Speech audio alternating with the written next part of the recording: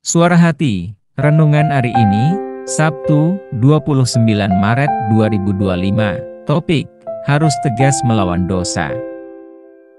Jangan lupa saudaraku, untuk membagikan renungan ini kepada orang lain, agar mereka juga mendapatkan kekuatan rohani di dalam Tuhan. Kiranya saudara diberkati oleh Tuhan kita.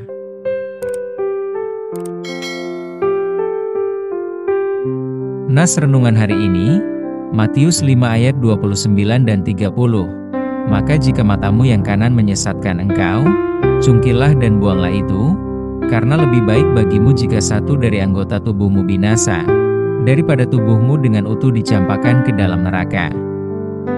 Dan jika tanganmu yang kanan menyesatkan engkau, penggalah dan buanglah itu. Karena lebih baik bagimu jika satu dari anggota tubuhmu binasa daripada tubuhmu dengan utuh masuk neraka. Nas hari ini adalah bagian dari khotbah Tuhan Yesus di bukit. Secara harafiah, apakah benar demikian harus terjadi kepada mereka yang melakukan dosa?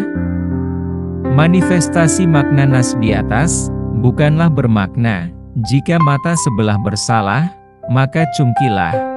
Karena lebih baik satu mata daripada dua mata, bila kita bersalah.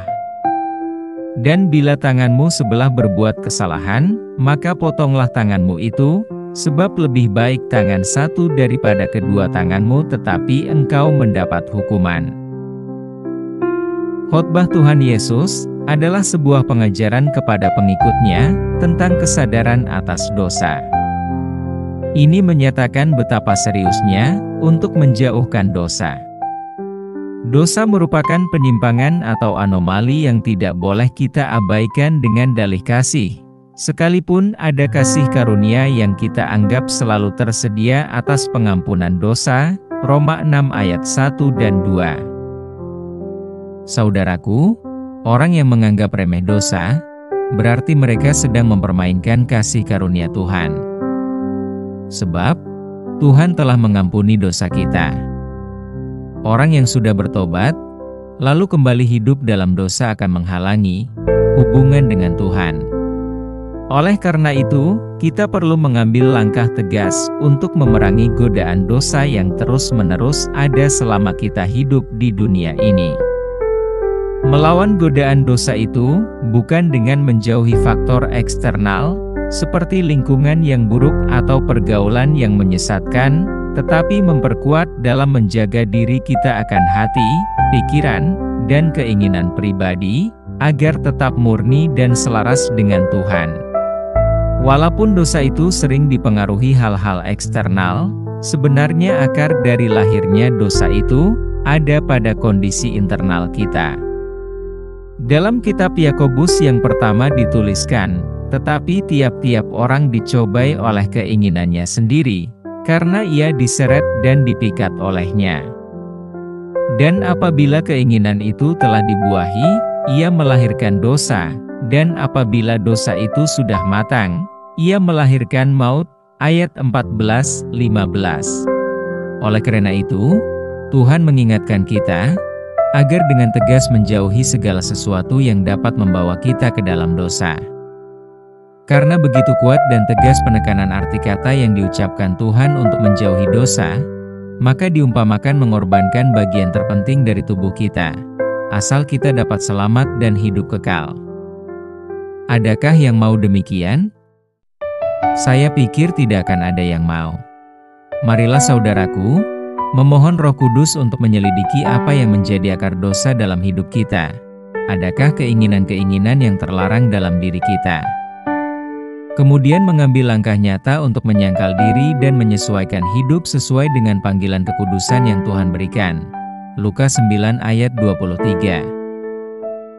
Putuskan akses terhadap godaan dan pengaruh negatif, isi hati dan tanamkan dalam pikiran kita dengan firman Tuhan yang membangun iman, serta rawat hubungan kita dengannya melalui doa dan persekutuan. Kiranya kita dapat dengan tegas memangkas hal-hal yang menyeret dan memikat kita pada dosa, dan tetap hidup terfokus pada kebenaran sehingga dapat hidup kudus dan berkenan bagi Tuhan. Amin. Topik doa kita hari ini, Kepada keluarga yang mengalami duka cita, salam baik untuk kita semua. Tuhan Yesus memberkati kita.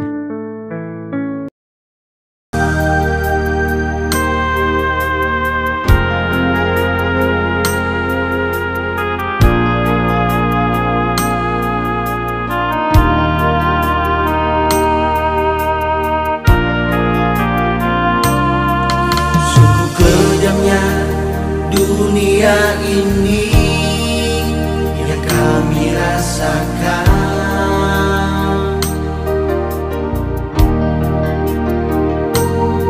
begitu banyak rintangan yang datang silih berhenti.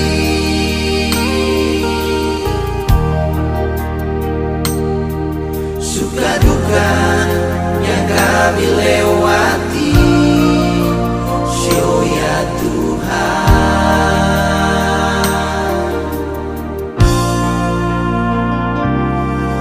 Bumi ini semakin